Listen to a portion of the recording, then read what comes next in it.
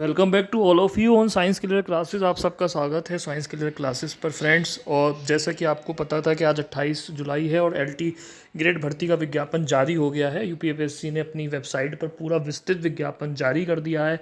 Exam एक होगा, दो होंगे, या परंपरागत होगा, वैकल्पिक होगा, पूरी जानकारी इस वीडियो में देंगे। और इस वीडियो को आखिर तक देखिए। इसके साथ साथ हम अपने चैनल पर सामान्य अध्ययन की और सब्जेक्ट्स की जो तैयारी कराएंगे उसके बारे में, उसके विषय में भी बताएंगे कि कब से बैच हम लॉन्च कर रहे हैं। और हमारे चैनल पे सब कुछ फ्री है, कुछ भी पेड नहीं है। तो चैनल से जुड़े रहिए और चैनल से जो है लगातार फ़ायदा उठाते रहिए। अपने सिबलिंग्स वगैरह जिन लोगों भी आपके परिचय में हैं उनको भी इससे जो है फ़ायदा होना चाहिए। तो जुड़े रहिए चैनल से। और अगर पहली बार देख रहे हो वीडियो तो इसको सब्सक्राइब कर लें, शेयर करें ज़्यादा से ज़्यादा। तो बढ़ते हैं विज्ञापन की तरफ। ये हम पहुंच गए हैं। उत्तर प्रदेश लोक सेवा आयोग लिखा हुआ आपको दिख रहा होगा वेबसाइट, उस पर सहायक अध्यापक प्रशिक्षित स्नातक श्रेणी पुरुष महिला शाखा परीक्षा 2025। और ऑनलाइन आवेदन की तिथि तो ये आपको पहले भी पता थी कि 28/7 से ये आवेदन शुरू होंगे। और ऑनलाइन आवेदन को जमा करने की जो तिथि है, सबमिट करने की अंतिम तिथि जो है वो 28 अंतिम तिथि 4 सितंबर 2025 है। और जो हैगा उसकी फॉर्म जमा करने की जो अंतिम तिथि है वो 28 अगस्त है। ठीक है। तो सबसे पहले तो आपको पता ही था इसमें कि पंजीकरण के लिए ओटीआर करना था। आप ओटीआर के बारे में जानते ही हैं। ओटीआर क्या होता है कि ओटीआर एक जो हैगा वन टाइम रजिस्ट्रेशन है, जिसके द्वारा जो है आप यूपीपीएससी से जितनी भी भर्तियां आगे आने वाले समय में आएंगी, यूपीपीएससी जो भी भर्तियां देगा उस भर्तियों के लिए आवेदन करने योग्य रहेंगे। एक ही बार में सारा डाटा वो ले लेते हैं और अपना सारा डाटा फिर आपको फॉर्म में बार बार फिल नहीं करना होता। तो ये अच्छा कदम है। अब बात करते हैं फॉर्म की कि किस तरीके से आपको फॉर्म है और क्या क्या डेट से। देखिए इसमें लिखा है, सबसे पहले ऑनलाइन आवेदन करने के लिए आपको सूचनाएं दी, पढ़ लेते हैं। ये विज्ञापन आयोग की वेबसाइट UPPSC पर उपलब्ध है। आवेदन करने हेतु इस विज्ञापन में OTR बेस्ड एप्लीकेशन सिस्टम लागू है। और ऑनलाइन आवेदन करने के संबंध में अभ्यर्थियों को सूचित किया जाता है कि निम्नलिखित निर्देशों को भली भांति समझ लें और उसके बाद आवेदन करें। ठीक है। तो उसमें जो निर्देशन है वो हम देख चलते हैं। पहले सबसे पहले आपको अप्लाई कैसे करना है। अप्लाई करने करने पर परीक्षा के सापेक्ष आपको सबसे पहले तो OTR, जैसा मैंने अभी बताया, OTR प्रदर्शित होगा तथा ऑथेंटिकेट विद OTR पर क्लिक करने के उपरांत have you completed your OTR registration प्रदर्शित होगा, जिसमें अभ्यर्थी को यस या नो करना है। और यस या नो करने के बाद गो बटन पे जाना है, ये आपको दिख रहा होगा, गो बटन पर क्लिक करना है और एंटर करना है अपना OTR नंबर। और उसके बाद फिर प्रोसीड आना है। प्रोसीड करने के बाद में क्लिक हेयर आगा टू ऑथेंटिकेट पे करना है, जिसके बाद सारी सूचनाएं आपकी आ जाएंगी। और द्वितीय चरण में जो भी एप्लीकेशंस की आपकी चीज़ें हैं, जो जो चीज़ें नहीं आएंगी उनको आपको फिल करना होगा। तीसरे चरण में आपको कंफर्मेशन विंडो पे जाके आपको पेमेंट करना होगा। अगर हम पेमेंट की बात करें तो पेमेंट भी इन्होंने बता रखा है कि जो है कुछ इन्होंने नियम बनाए हैं, अनुदेश हैं, वो आप देख लीजिए। फिर उसके बाद आगे चलते हैं। इन्होंने बोला है कि अभ्यर्थियों द्वारा ऑनलाइन आवेदन करने की अंतिम तिथि संशोधित तिथि तक ही श्रेणी, उपश्रेणी, डोमिसाइल, लिंग, जन्म तिथि, EWS, क्रीमी लेयर, नाम व पते का जो दावा किया जाएगा वही मान्य होगा। अंतिम तिथि के बाद कोई भी परिवर्तन संबंधी प्रत्यावेदन स्वीकार नहीं होगा। गलत सूचना प्रस्तुत करने पर अभ्यर्थी निरस्त माना जाएगा। किसी भी स्तर पर परीक्षा उपरांत यदि ये तथ्य प्रकाश में आता है कि अभ्यर्थी द्वारा कोई सूचना छिपाई गई है अथवा गलत भरी गई है तो उसका अभ्यर्थन निरस्त कर दिया जाएगा। और आयोग के इस व आगामी समस्त ये है, इसके बाद समस्त चयनों एवं परीक्षाओं से डिबार एवं अन्य दंडात्मक कार्यवाही की भी की जा सकती है। उत्तर प्रदेश लोक सेवा आयोग के निर्णय के अनुसार किसी भी अभ्यर्थी को अपने आवेदन पत्र में गलत तथ्य या प्रमाण पत्र के आधार पर किसी भी तरह की पुष्टि नहीं की जाती है देने पर अथवा अन्य किसी कदाचार पर आयोग के प्रश्नगत चयन तथा अन्य समस्त परीक्षाओं एवं चयनों से अधिकतम 5 वर्षों तक प्रतिवार डिबार किया जा सकता है। तो मेरे भाई जो सही सूचना है वही इसमें भरें, वरना किसी भी गलत सूचना से आप आने वाले 5 साल तक की परीक्षाओं में नहीं बैठ सकते।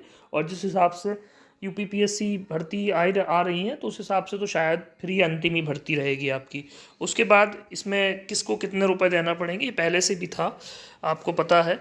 इसके लिए जो है आरक्षित वर्ग को जो है आर्थिक रूप से, और जो आरक्षित वर्ग हैं उनको 100 रुपये देने होंगे और परीक्षा शुल्क के 25 रुपये ऑनलाइन प्रक्रिया के हैं। इस प्रकार से 125 रुपये देने होंगे। अनुसूचित जाति तथा जनजाति के लिए 65 रुपये देने होंगे। दिव्यांगजनों के लिए और भूतपूर्व सैनिकों के लिए केवल जो है 25-25 रुपये देने हैं। भूतपूर्व सैनिक को 65 रुपये देने हैं और स्वतंत्र संग्राम श्रेणी के आश्रित या महिला को अपने हिसाब से फीस देनी है। मतलब कहने का ये है कि जो अनारक्षित हैं वो 125 रुपये पे करेंगे। अनुसूचित जाति और जनजाति SC और ST जो है वो आपके 65 रुपये पे करेंगे। उसके बाद बात करते हैं रिक्तियों की संख्या कितनी है। ये पहले भी बता चुकी थी आयोग कि वर्तमान में सहायक अध्यापक प्रशिक्षित स्नातक श्रेणी पुरुष महिला परीक्षा 2025 के अंतर्गत चयन हेतु रिक्तियों की कुल संख्या 7,466 है। पहले भी हमने इस पर बात करी थी कि कितनी है रिक्तियाँ, 4,066 रिक्तियाँ हैं हमारे पास में, जिसमें 4,860 रिक्तियाँ जो है पुरुष शाखा की हैं और करीब जो आपकी ये हैं 2525 रिक्तियाँ जो है वो आपकी महिला श्रेणी की हैं, महिला शाखा की हैं। और 84 रिक्तियाँ जो है 81 रिक्तियाँ जो हैं वो आपकी दिव्यांगजनों के लिए हैं, दिव्यांगजनों के लिए। तो फिर से समझ लीजिए 7,466 कुल रिक्तियाँ हैं, ठीक है। उसके अलावा 4860 रिक्तियाँ पुरुषों के लिए, 2525 रिक्तियाँ महिलाओं के लिए। और पहले भी आयोग बता चुका है, फिर से इन्होंने इसको लिखा है कि रिक्तियों की संख्या परिस्थितियों व आवश्यकता के अनुसार घट बढ़ सकती है। और वेतनमान दे रखा है 44,900 से 1,42,400। अब जो ग्रेड वेतन है वो 4600 है। लेवल 7 की वैकेंसी है ये।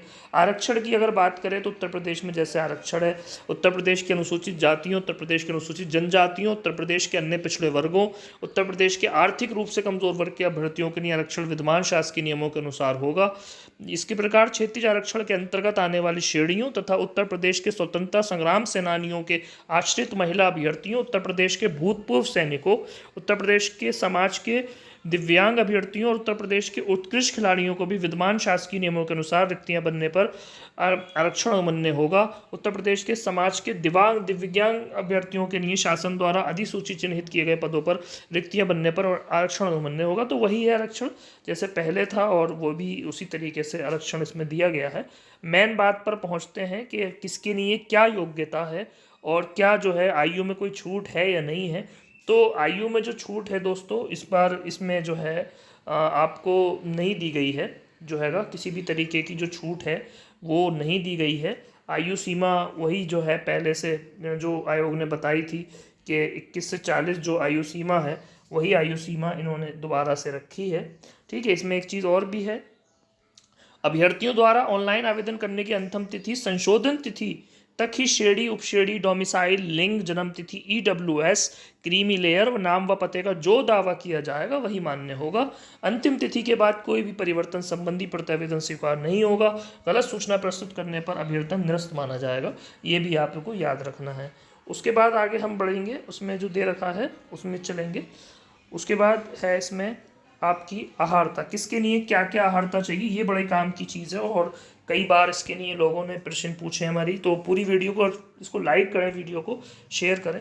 सबसे पहली बात है इसमें जो सहायक अध्यापक पुरुष महिला हिंदी पद के लिए भारत में विधि द्वारा स्थापित किसी विश्वविद्यालय, मान्यत विश्वविद्यालय संस्था से एक विषय के रूप में हिंदी स्नातक और एक विषय के रूप में संस्कृत के साथ इंटरमीडिएट अथवा उत्तर प्रदेश संस्कृत शिक्षा परिषद से उत्तर मध्यमा की परीक्षा उत्तीर्ण, भारत में NCT द्वारा मान्यता प्राप्त किसी कोर्स में शिक्षा स्नातक या B.Ed की उपाधि। तो वही है, इसमें इंटर में जो है संस्कृत होना चाहिए आपको हिंदी में आवेदन करने के लिए और स्नातक में आपके पास हिंदी होना चाहिए। 3 या 2 साल की इसमें कोई भी शर्त क्लियर नहीं रखी गई है। तो मैं आपको फिर बता दूं 2 साल या 3 साल की कोई भी शर्त इसमें नहीं रखी गई है।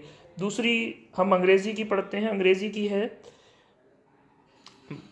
सहायक अध्यापक पुरुष महिला अंग्रेजी भारत में विधि द्वारा स्थापित किसी विश्वविद्यालय, मान्यत विश्वविद्यालय संस्था से अंग्रेजी साहित्य के साथ स्नातक की उपाधि और भारत में NCT द्वारा जो भी है कोर्स, मान्यता कोर्स में शिक्षा स्नातक यानी B.Ed की उपाधि। तो इसकी भी वही योग्यता बन रही है कि आपको B.Ed चाहिए होगा और आपको जो है BA इन इंग्लिश चाहिए होगा, इंग्लिश लिटरेचर में आपने BA पास किया हो। इसके बाद अगली जो है सहायक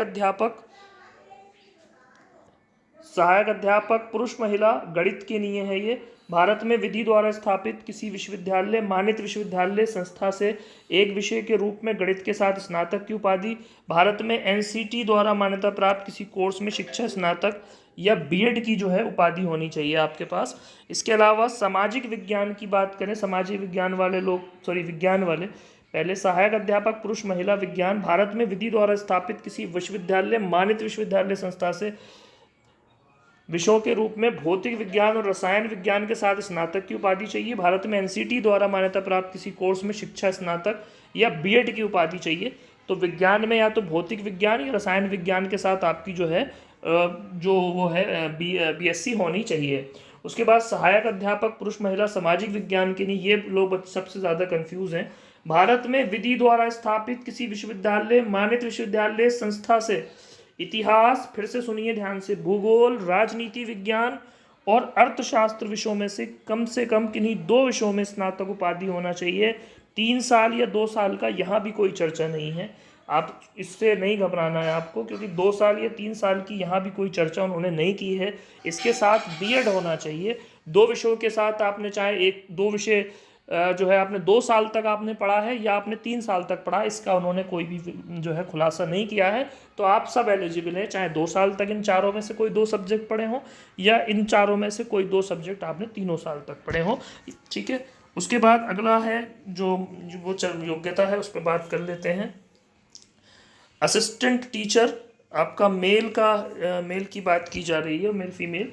इसमें बीटेक या बीई की उपाधि होनी चाहिए आपके पास में कंप्यूटर साइंस में, और या फिर ग्रेजुएट हो कंप्यूटर साइंस में या ग्रेजुएट हो कंप्यूटर एप्लीकेशन में, या ग्रेजुएशन डिग्री के साथ ए लेवल का कोर्स किया हो आपने नीलिट्स के साथ में, तो आप कंप्यूटर टीचर में करने के जो होगा योग्य होंगे।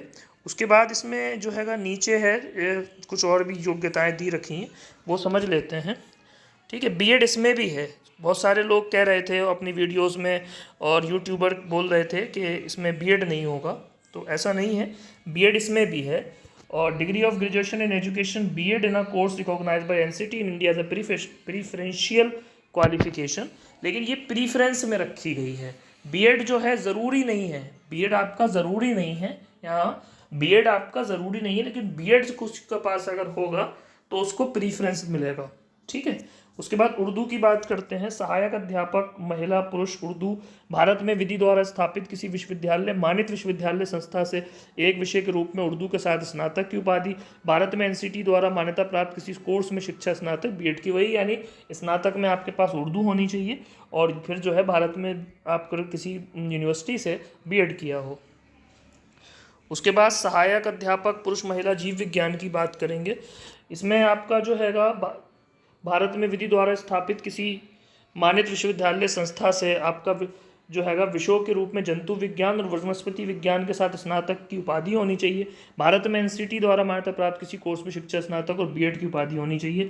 उसके बाद सहायक अध्यापक पुरुष महिला संस्कृत की अगर बात करें, भारत में विधि द्वारा स्थापित किसी विश्वविद्यालय मान्यत विश्वविद्यालय संस्था से एक विषय के रूप में संस्कृत के साथ स्नातक की उपाधि। भारत में एनसीटी द्वारा मान्यता प्राप्त किसी कोर्स में शिक्षा स्नातक बीएड की उपाधि। उसके बाद कला वालों की बात करेंगे। भारत में विधि द्वारा स्थापित किसी विश्वविद्यालय मान्यत विश्वविद्यालय संस्था से एक विषय के रूप में कला के साथ स्नातक की उपाधि। भारत में एनसीटी द्वारा मान्यता प्राप्त किसी कोर्स में शिक्षा स्नातक या बीएड की उपाधि।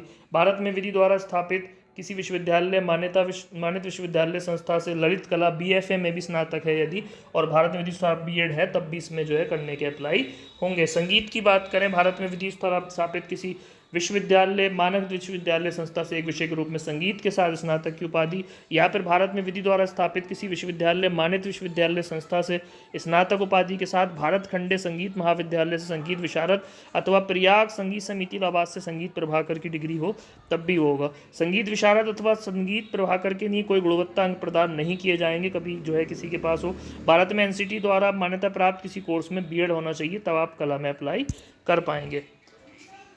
उसके बाद हमारे पास जो सब्जेक्ट है वो है आपका वाणिज्य यानी कॉमर्स की बात करें तो कॉमर्स में भारत में विधि द्वारा स्थापित किसी विश्वविद्यालय मान्यत विश्वविद्यालय संस्था से वही स्नातक की उपाधि और फिर बीएड की उपाधि।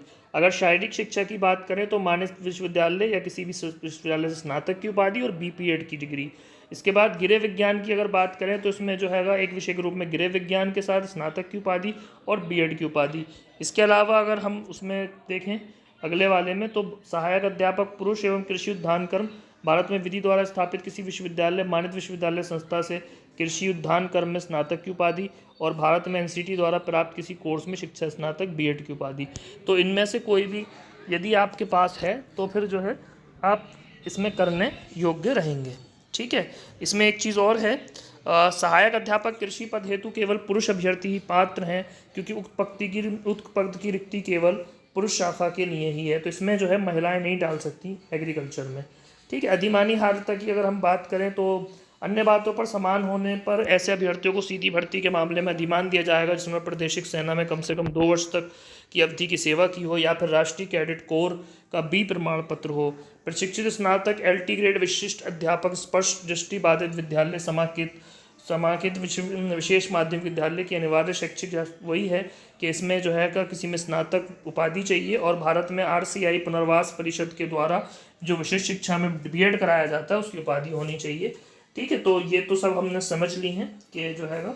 उसके बाद हम बात करेंगे, अब आयु सीमा की बात करेंगे। तो आयु सीमा देखिए वही है, इसमें जो है किसी प्रकार की आयु सीमा में कोई भी तरह की छूट नहीं दी गई है। यहाँ बच्चे निराश हो सकते हैं। अभ्यर्थियों को 21 वर्ष की आयु 1 जुलाई 2025 को पूरी कर लेनी चाहिए, और उन्हें 40 वर्ष से अधिक नहीं होना चाहिए। ठीक है, यहाँ पर जो हैगा 1 जुलाई 2025 मांगा है, 26 नहीं है जैसा कि लोग वीडियो में बता रहे थे यूट्यूबर्स। तो और उसकी 40 वर्ष से अधिक नहीं होनी चाहिए, तो एज वही रखी है जो उन्होंने रखते हैं अपनी सारी नौकरियों में, 21 से 40 या 18 से 40 वही है। इसमें कोई इन्होंने छूट नहीं दी है, वही छूट है जिनको लोगों को पहले अनुसूचित जाति जनजाति और दिव्यांगजनों वगैरह को जो भी छूट होती है तो वही है। इसमें कोई नई बात इन्होंने चेंज नहीं की है जो बताने लायक हो। ठीक है, तो ये बात कर ली। अब बात करेंगे हम इसमें पेपर का पैटर्न, पेपर क्या होगा, और पेपर में भी आयोग यहाँ खेला कर गया है, क्योंकि पेपर उन्होंने जो है 2 लगा दिए हैं, जैसे पहले हुआ था ऐसा नहीं है इस बार जो हैगा। पहले एक ही पेपर के ज़रिए जो है इसमें जॉब थी, लेकिन अभी उन्होंने जो है इसका पैटर्न बदल दिया है। ठीक है, अगर मैं बात करूं तो ये इनका हैगा परीक्षा का पूरा इन्होंने वो दिया है विवरण। ठीक है, देखिए पहला है सहायक अध्यापक प्रशिक्षित स्नातक श्रेणी पुरुष महिला की परीक्षा योजना, प्रथम चरण प्रारंभिक परीक्षा, सामान्य अध्ययन, वैकल्पिक, मुख्य विषय। देखिए इसकी परीक्षा जो हैगा इस प्रकार से होगी, एक पेपर होगा, पहले प्री होगा, प्री एग्ज़ाम में एक पेपर होगा जिसमें 150 प्रश्न आएंगे, 30 प्रश्न आपके सामान्य अध्ययन से होंगे और 120 प्रश्न जो है आपके मेन पेपर से होंगे, जिस सब्जेक्ट में आपने स्नातक किया है या जिस सब्जेक्ट के आप शिक्षक बनना चाहते हैं, और आपको 2 घंटे मिलेंगे 150 क्वेश्चन करने के लिए इस समय अवधि के लिए। ठीक है, उपयुक्त प्रथम चरण की वास्तुनिक प्रारंभिक परीक्षा में उत्तीर्ण अभ्यर्थी ही नियमानुसार द्वितीय चरण की मुख्य परीक्षा में सम्मिलित हो सकेंगे। सहायक अध्यापक सामाजिक विज्ञान, देखिए फिर आ गया सामाजिक विज्ञान के बारे में उन्होंने स्पष्ट किया है। सहायक अध्यापक सामाजिक विज्ञान पुरुष महिला शाखा पद हेतु मुख्य विषय में 4 खंड होंगे, जिसमें भूगोल, इतिहास, अर्थशास्त्र और नागरिक शास्त्र विषय सम्मिलित होंगे। प्रत्येक खंड में 60 प्रश्न होंगे। अभ्यर्थियों को 4 खंडों में से किन्हीं 2 खंडों का चयन करके उत्तर देना होगा, यानी 4 खंड पेपर में होंगे। उन 4 खंडों में से केवल 2 खंडों से 60 प्रश्न आपको करने हैं, तो 60 + 60 120 हो गए, और 30 मिलके जो है सामान्य अध्ययन के 150 प्रश्न आपके यहाँ बनेंगे। अब बात करते हैं द्वितीय चरण की। द्वितीय चरण में मुख्य परीक्षा होगी, और मुख्य परीक्षा जो है आपकी एक प्रश्न पत्र होगा, प्रश्नों की संख्या 20 होगी। ठीक है, यानी 10-10 होंगे, और उसके कुल अंक जो हैं 200 होंगे आपके, और समय अवधि जो है 3 घंटे की होगी। परीक्षा योजना जो हैगा इसमें आपके 10 प्रश्न लघु उत्तरीय होंगे। ठीक है, उन्होंने क्लियर किया है 10 प्रश्न कैसे होंगे, लघु उत्तरीय होंगे, जिनकी शब्द सीमा 125 शब्दों की होगी, और 10 प्रश्न जो होंगे वो दीर्घ उत्तरीय होंगे आपके, और उनकी जो समय सीमा है वो 200 शब्दों की होगी। ठीक है, यहाँ प्रत्येक प्रश्न जो है 12 अंक का होगा। ठीक है, और ऊपर जो लघु उत्तरीय प्रश्न है वो 8 अंक का होगा। ठीक है, तो ये तो हो गई बात पेपर की, यानी यहाँ पर जो है आयोग आपके साथ खेल गया है, उसने प्री और मेंस इसमें लगा दिया है पहली बार। तो यहाँ पे थोड़ा सा आप निराश हो सकते हैं, क्योंकि उसने आपको पहले ये उम्मीद नहीं थी कि प्री और ऐसा मेंस का यहाँ पर हो सकता है, लेकिन यहाँ पर जो है आयोग ने आपके साथ खेल गया है आयोग। ठीक है, तो यहाँ पे मुख्य परीक्षा होगी इस बार, और मुख्य परीक्षा परंपरागत होगी। ठीक है, तो उसके बाद बात करेंगे, ये दिव्यांग वगैरह के लिए दिया है और ब्रेल लिपि वालों के लिए। तो सिलेबस की बात कर लेते हैं थोड़ा सा, सिलेबस क्या रखा है इन्होंने। ठीक है, तो ये है आपका सिलेबस जो हैगा, एक मिनट रुक जाए। ठीक है, पहले सामान्य अध्ययन की बात कर लेते हैं। सामान्य अध्ययन का जो सिलेबस है,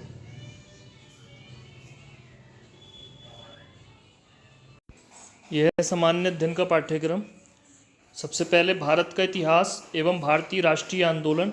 तो भारतीय इतिहास के अंतर्गत सामाजिक, आर्थिक एवं राजनीतिक पक्षों की सामान्य जानकारी पर महत्व होगा। भारतीय राष्ट्रीय जन आंदोलन पर अभ्यर्थियों से स्वतंत्रता आंदोलन, राष्ट्रीय का अभ्युदय तथा स्वतंत्रता प्राप्ति के संबंध में सारपरक जानकारी अपेक्षित है। भारत एवं विश्व का भूगोल, भारत एवं विश्व का भौतिक, सामाजिक एवं आर्थिक भूगोल। भारत के भूगोल के अंतर्गत देश के भौतिक, सामाजिक, आर्थिक भूगोल से संबंधित प्रश्न होंगे। विश्व भूगोल में विषय की केवल सामान्य जानकारी अपेक्षित होगी। भारतीय राजनीति एवं शासन, संविधान, राजनीतिक व्यवस्था, पंचायती राज, लोक नीति एवं आधिकारिक मुद्दे शामिल होंगे। भारतीय राजनीति एवं शासन के अंतर्गत देश के संविधान, पंचायती राज तथा सामुदायिक विकास सहित राजनीतिक प्रणाली के ज्ञान से संबंधित प्रश्न होंगे। भारतीय अर्थव्यवस्था एवं सामाजिक विकास, भारत अभ्यर्थियों की जनसंख्या, पर्यावरण तथा नगरीकरण से संबंधित समस्याओं एवं पारस्परिक संबंध, भारतीय आर्थिक नीति एवं भारतीय संस्कृति के व्यापक स्वरूप के ज्ञान का परीक्षण किया जाएगा। इसके अलावा जो हैगा, इसमें जो सिलेबस है वो इस प्रकार से है। राष्ट्रीय एवं अंतर्राष्ट्रीय महत्व की समसामयिक घटनाएं, इसमें खेलकूद के प्रश्न भी सम्मिलित होंगे। भारतीय में कृषि उत्पाद, उसके विपणन के संबंध में सामान्य जानकारी की अपेक्षा अभ्यर्थियों से होगी। सामान्य विज्ञान के प्रश्न दैनिक अनुभव तथा प्रेक्षण से संबंधित विषयों सहित विज्ञान के सामान्य परिबोध एवं जानकारी पर आधारित होंगे, जिसकी ऐसे किसी भी सुशिक्षित व्यक्ति से अपेक्षा की जा सकती है जिसने वैज्ञानिक विषयों का विशेष अध्ययन नहीं किया है। इसमें भारत के विकास में विज्ञान एवं प्रौद्योगिकी की भूमिका से संबंधित प्रश्न भी होंगे। प्रारंभिक गणित हाई स्कूल स्तर तक होगा। अंकगणित, बीजगणित तथा रेखागणित। अभ्यर्थियों से यह अपेक्षित होगा कि उत्तर प्रदेश के विशेष परिप्रेक्ष्य में उपयुक्त विषयों का उन्हें सामान्य परिचय हो। तो ये तो हो गया प्री का सिलेबस, जो आपका प्री एग्ज़ाम होगा। और आपका सब्जेक्ट का जो अलग अलग सिलेबस है, तो उसके लिए मैं अलग अलग डिफरेंट वीडियो बनाऊंगा, अलग सब्जेक्ट के लिए अलग सिलेबस, उस पर डिस्कस करेंगे। इसमें जो है हमने प्री का जो सामान्य अध्ययन का सिलेबस है उस पर बात कर ली। अब अंतिम में हम इसमें बात करेंगे कि प्रशिक्षित स्नातक श्रेणी में कहाँ कहाँ पर कितने पद हैं। और तो सबसे पहले पुरुष श्रेणी की बात करेंगे। तो पुरुष श्रेणी में जो हिंदी में पद हैं वो 568 हैं, जिसमें 230 पद जो हैं आपके अनारक्षित हैं। बाकी पद जो है आपके 55, 153, 118 वो आपके जो है बटे हुए हैं आरक्षण के हिसाब से। 540 पद में टोटल अंग्रेज़ी से हैं, जिसमें से जो पद हैं हमारे पास वो है आपका, अंग्रेज़ी में जो पद हैं हमारे पास 540 हैं, उसमें 217 पद आरक्षित हैं, 54 EWS के हैं। गणित में 556 कुल पद हैं, 226 आरक्षित हैं, 55 EWS हैं। विज्ञान में 764, जिसमें से 308 अनारक्षित हैं, 76 और इस तरीके से आगे बटे हुए हैं। सामाजिक विज्ञान में 561 पद हैं, जिसमें से 26 पद जो है 561 में 226 जो है आरक्षित हैं, और 56 जो है उसमें जो है आपके EWS में हैं। जीव विज्ञान की अगर बात करें तो 185 पद हैं अनारक्षित, उसमें टोटल उसमें से 76 पद अनारक्षित हैं, 18, 50, 38, 3 इस तरीके से ही बटे हुए। कला में 383 पद हैं टोटल, इसमें से 154 पद अनारक्षित हैं। संस्कृत में टोटल जो है 90 पद हैं, जिसमें से 38 आरक्षित हैं। संगीत में 52 पद हैं, जिसमें से 22 आरक्षित हैं। उर्दू में 102 पद हैं, जिसमें से 43 आरक्षित हैं। गृह विज्ञान में 86 पद हैं, जिसमें से जो है 206 हैं, और जो टोटल में 86 अनारक्षित हैं। वाणिज्य में जो है आपका 35 टोटल पद हैं, 15 अनारक्षित हैं। शारीरिक शिक्षा में 203 पद हैं, 82 अनारक्षित हैं। कृषि में 14 पद हैं, इसमें से 8 अनारक्षित हैं। और कंप्यूटर में 601 पद हैं, जिसमें से 241 पद ही अनारक्षित हैं। ठीक है, ये तो हो गई उसकी आपकी पुरुष शाखा की। अब इसमें दिव्यांगजनों की रिक्ति हैं। हिंदी में कुल 22 रिक्तियाँ हैं। ठीक है, अंग्रेज़ी में 21 हैं, गणित में 22 हैं, विज्ञान में 30 हैं, सामाजिक विज्ञान में 22 हैं, जीव विज्ञान में 7 हैं, कला में 15 हैं, संस्कृत में 3 हैं, संगीत में 2 हैं, उर्दू में 4 हैं, गृह विज्ञान में 8 हैं, वाणिज्य में 1 है, शारीरिक शिक्षा में 8 हैं, कृषि में 0 हैं, कंप्यूटर में 24 है। कुल 189 रिक्तियां हैं। महिला शाखा की अगर बात करें रिक्त पदों की संख्या की, तो हिंदी में 119 है, अंग्रेजी में 113 है, गणित में 537 हैं, विज्ञान में 573 हैं, सामाजिक विज्ञान में 140 हैं, जीव विज्ञान में 29 हैं, कला में 195 हैं, संस्कृत में 92 हैं, संगीत में 13 हैं, उर्दू में 18 हैं, और गृह विज्ञान में 163 हैं, वाणिज्य में 23 हैं, शारीरिक शिक्षा में 55 है, कंप्यूटर में 455 है। महिला शाखा दिव्यांगजनों की अगर बात करें तो हिंदी में 4, अंग्रेजी में 4, गणित में 21, विज्ञान में 22, सामाजिक विज्ञान में 5, और आपके जीव विज्ञान में 1, कला में 7, संस्कृत में 3, संगीत में कोई वैकेंसी नहीं है, उर्दू में कोई वैकेंसी नहीं है, गृह विज्ञान में 6, वाणिज्य में कोई वैकेंसी नहीं है, शारीरिक शिक्षा में 2, कंप्यूटर में 18 वैकेंसी हैं। इसके अलावा ये स्नातक श्रेणी जो दृष्टिबाधित वगैरह लोग हैं उनकी हैं।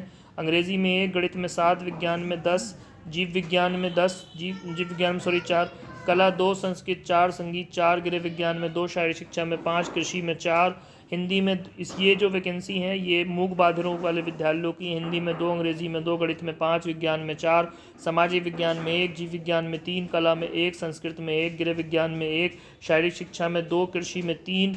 इसके अलावा जो है शारीरिक रूप से जो है अक्षम विद्यालयों में विवरण, इसमें हिंदी में 1 वैकेंसी है, अंग्रेजी में 1 वैकेंसी है, गणित में 2 वैकेंसी है, विज्ञान में 2, सामाजिक विज्ञान में 1, जीव विज्ञान में 1, कला में 1, संस्कृत में 1, शारीरिक शिक्षा में 2 और कृषि में 1 वैकेंसी है। इस तरीके से ये टोटल वैकेंसियों का विवरण है। अब फ्रेंड जो मेन जानकारी है वो हम आपको देना चाहते हैं अपने चैनल पर। 1 अगस्त से फ्रेंड्स जो है हमारे पास क्लास प्रारंभ हो रही हैं। 1 अगस्त से हम जो है अपने चैनल पर क्लास प्रारंभ करेंगे सामान्य अध्ययन के लिए, और ये क्लास आपको रात के जो है 8 बजे मिलेगी। 8 बजे आपको ये क्लास मिलेगी रोज़ रात 8 को। फिर से सुन लीजिए, रोज़ रात 8 बजे हम ये क्लास अपने चैनल पर लेकर आएंगे। लगभग 8 से 9:30 बजे तक ये क्लास चलेगी। 1.5 घंटे की क्लास होगी जिसमें सामान्य अध्ययन की आपकी बेहतरीन तरीके से जो है तैयारी कराई जाएगी।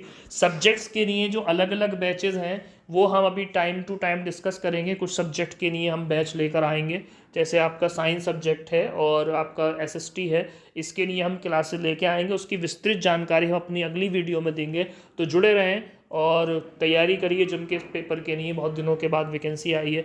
तो thank you very much to watch the full video.